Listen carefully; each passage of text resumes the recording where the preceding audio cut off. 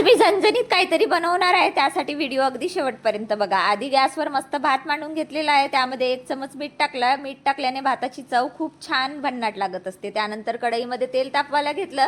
Side by side लसूण, कांदा आणि टोमॅटो जे आहे ना बारीक बारीक कट करून घेतलेला आहे। आधी लसूण फोडणी घेतलं, छान तडतडू दिलं। त्यानंतर त्यामध्ये कांदा टाकला आणि 2-4 मिरच्या सुद्धा टाकून घेतल्या। सध्या आम्ही कच्च्या घाणीचं तेल यूज करतो, त्यामुळे तेलाला थोडंसं फेस येतो। त्यानंतर इथे कस्तुरी मेथी टाकली आणि लगेच टोमॅटो सुद्धा टाकून घेतले।